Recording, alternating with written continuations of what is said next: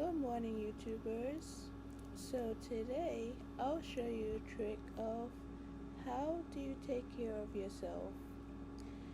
So you take care of yourself by meeting your basic daily needs for health and rest. It involves eating good food, drinking water, sleeping well. You can also care for your mind by resting, moving your body, and setting kind boundaries. So you can review expert guidance on emotional health through National Institute of Mental Health for structured wellness tips. Daily habits. You eat fresh and healthy meals. Drink plenty of water. Sleep 7 to 8 hours Each night. Move your body with a short walk or stretch. Mental rest. Take a break from screens and phones. Spend a few quiet minutes alone. Say no to extra tasks when you feel tired. Talk to yourself with kindness and patience. So that's how you take care of yourself. So if you don't take care of yourself, so let's see what happens. So what happens when you don't take care of yourself?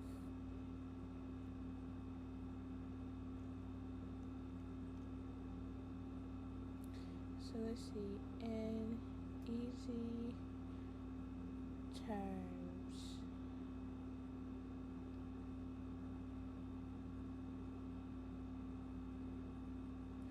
So when you don't take care of yourself, your mind and body runs on empty, leading to contrast, tiredness, frequent illness, and emotional burnout. Physical effects, constant fatigue. You feel drained even after sleeping because your body is not recovering properly. So if you don't get enough sleep at night, then you'll feel tired. And your body's not gonna get a chance to rest because you're not properly getting enough rest. So that's probably why you'll feel drained after sleeping, because your body it's not processing. So you're getting sick easily. A weak immune system makes it harder to fight off common colds, the flu, and infection. So that means like if you get sick for days and you don't take any medicine, then you still continue to get sick. So you have to fight their immune system to get better. Like that's why people take cough medicines every day to ensure that they get better. They eat soups and drink hot tea for in order to feel better. So that's part of taking care of yourself. If you're sick, then you have to figure out what tools you'll need to make you feel better. So that's why if you get sick easily, then immune system will not be able to fight off the colds or the flu or an infection. So aches and pains. High stress can cause physical discomfort like frequent headaches, stomach aches, or tight muscles. So some people will have pain and whatever body and stuff like that. So pain even though if they hurt, or some people is not be able to move around because they have headaches and stomach aches or tight muscles, like really like it hurts and it's uncomfortable. So mental and emotional effects, mood swings. You feel more irritable, angry, or impatient over small problems. Trouble focusing. Your brain feels foggy, making it harder to concentrate on work or daily tasks. Feeling isolated. You might pull away from friends and family because you feel overwhelmed or emotional drain. Burnout. Ignoring your needs for too long turns everyday stress into deep exhaustion and depression. So even though even though that those can happen if you don't take care of yourself. So the next question I want to ask is how are you going to take care of yourself in the future if you don't take care of yourself now? So that's the question that comes to mind.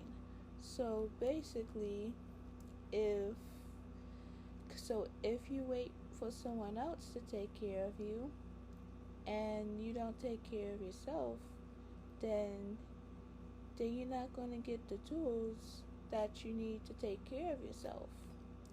And I know I understand it feels like someone is always the caretaker in the house, but even though that caretaker is not going to always be there to take care of you, so you have to take care of yourself. So you can't expect you can't expect others to take care of you if you can't take care of yourself. So that's the difference.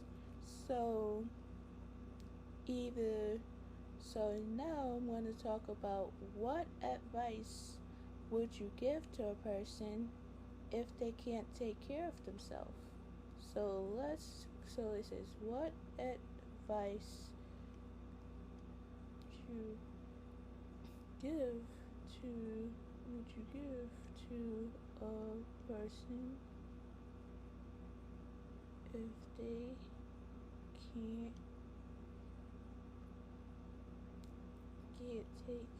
take care of themselves?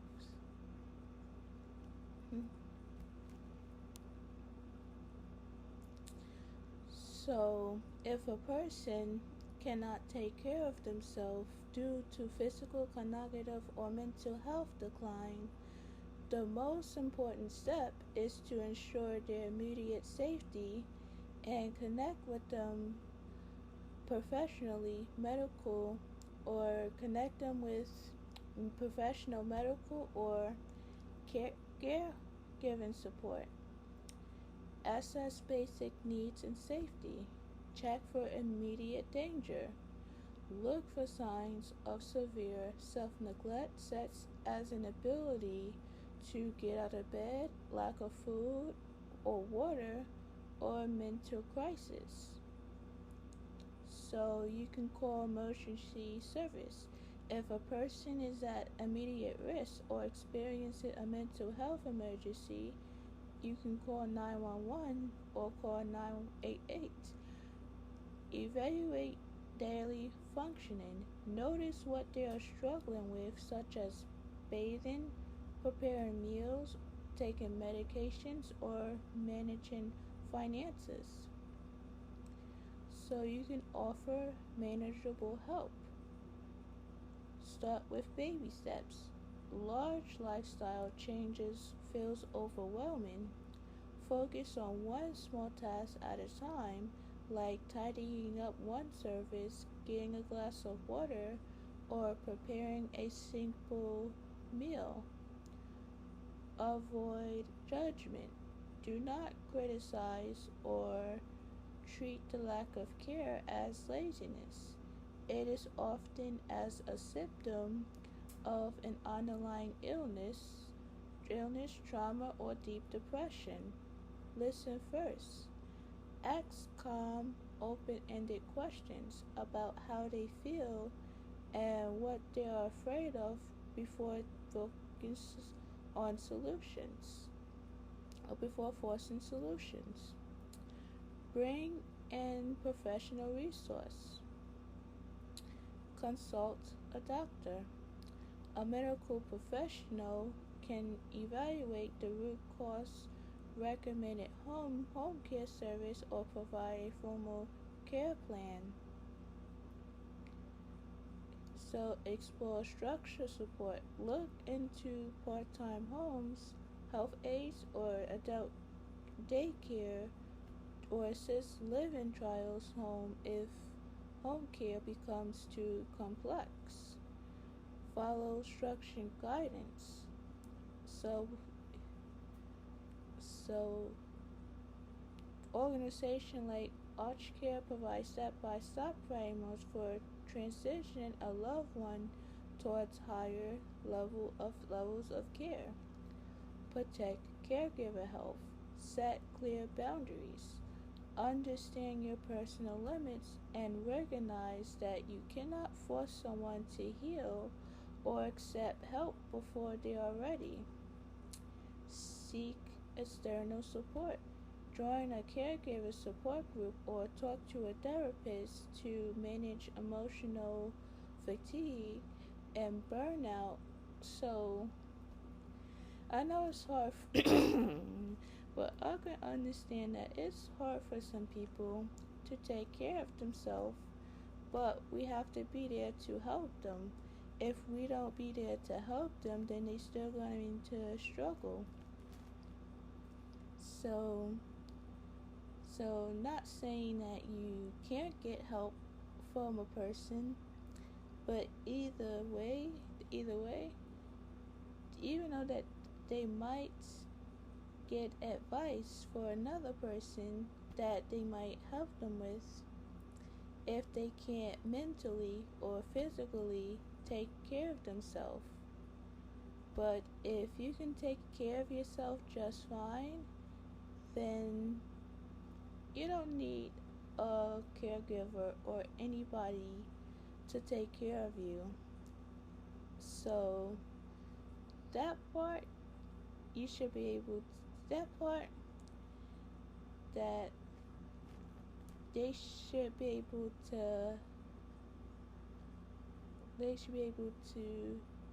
take care of themselves if they are fine to do that. So, and also being safe. So let's talk about safety. So that means we gotta be safe when we go out somewhere. So it says, let's see. So that's one more thing that we wanna discuss. Mm-hmm.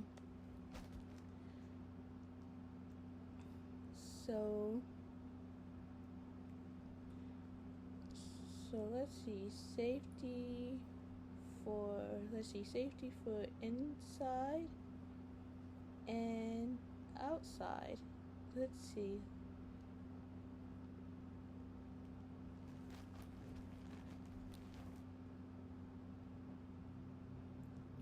So staying safe and healthy requires practical daily precautions, from clearing indoor tripping hazards to protect your skin and staying hydrated outdoors.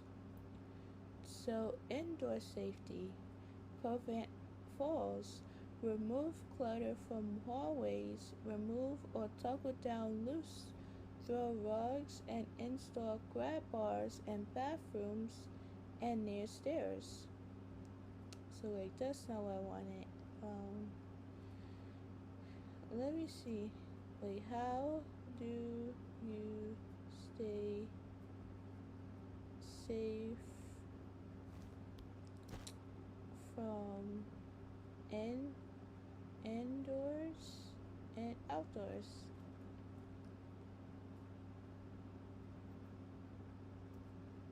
Let's see.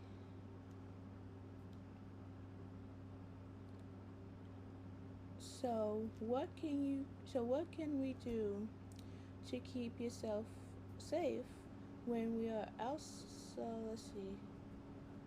Hold on, let me just look this, because even though, so the question is, what can we do to keep ourselves safe when we are inside and outside of the home? So that's the question that I want to point out. That's so I'll give you an answer to this question.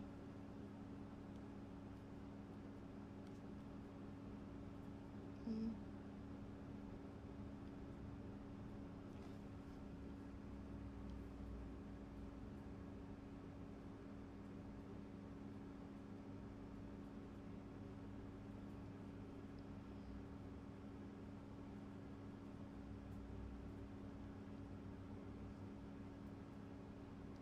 Let's see. So what can can we do to keep our keep ourselves safe from the out from inside and outside the home? So, to keep your home safe inside and out, focus on securing empty points, improving visibility, and removing potential hazards outside the home. Lock or entry points. Use strong deadbolt locks on every exterior doors and keep garage doors shut and locked. Never hide spare keys outside. Improve lighting. Install a motion sensor floodlights around doors, pathways, and dark corners of your yard. Clear landscaping, like trim trees and tall bushes near windows and doors, so intruders have nowhere to hide. So secure, viable. Lock up ladders, tools, and expensive gear like grills or bikes so they cannot be used to break in or stolen. Set up cameras. Set up cameras. Place visible security cameras or video doorbells near main entry points. Inside the home, check locks and windows. Always lock windows and sliding glass doors and use auxiliary security pins or bars on sliders to prevent them from being forced open. So, prevent falls. Remove clutter and tripping hazards like loose throw rags from hallways and hallways and stairs, and add non-slip mats in bathrooms. So light pathways. So install night lights in hallways, bathrooms to prevent nightlight accidents. Maintain safety device. Test smoke and carbon monoxide detectors monthly and change their batteries at least once a year. Manage privacy. Keep expensive items, electronics, and keys away from direct view of windows. So let's see. So yes, yourself safe when we go places. So that's done.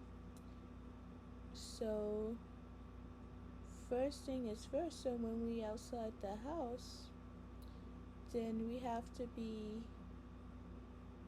so so now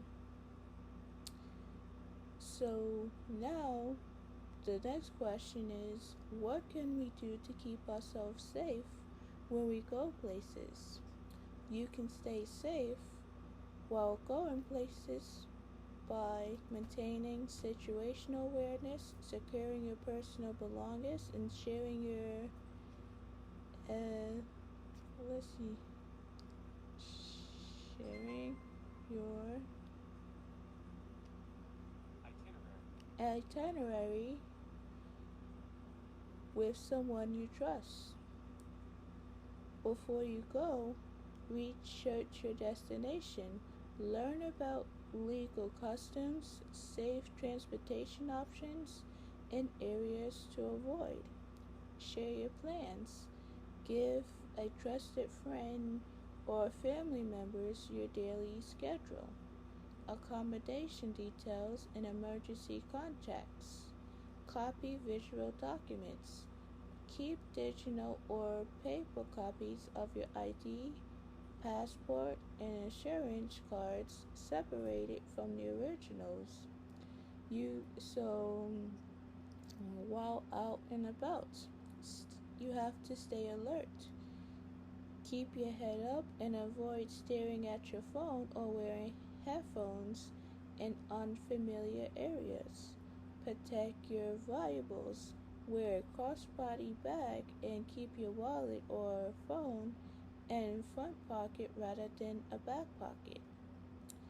Even though it's safer to put your phone in a back pocket because you don't want to drop your phone or anything, so that's why a back pocket will keep your phone secure. Use trusted rides. Stick to official public transit. Register taxes, register taxis, or re, reputation,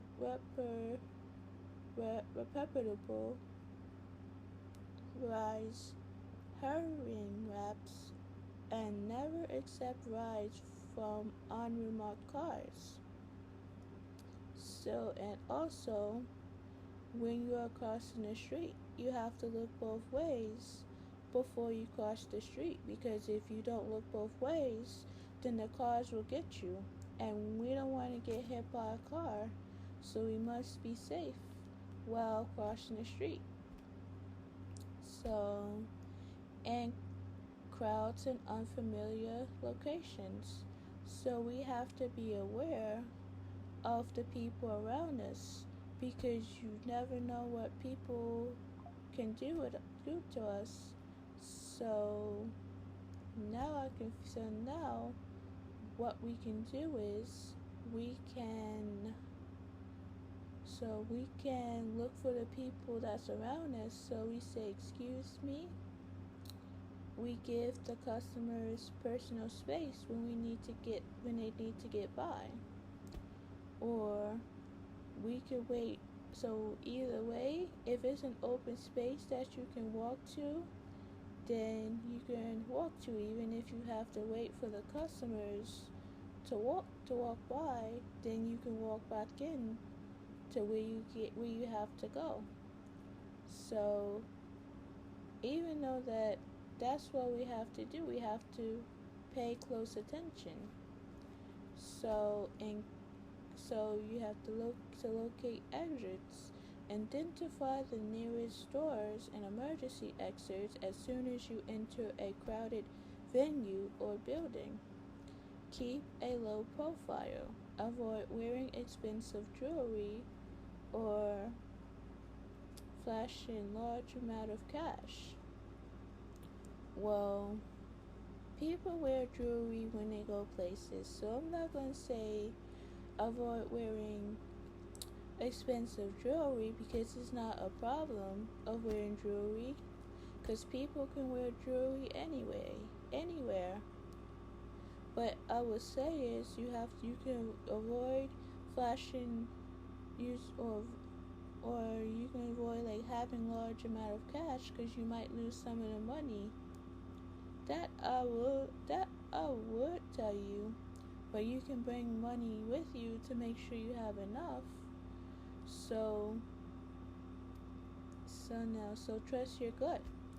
If a person, group, or environment makes you feel uneasy, leave the area immediately. So yeah, you can leave the area immediately. So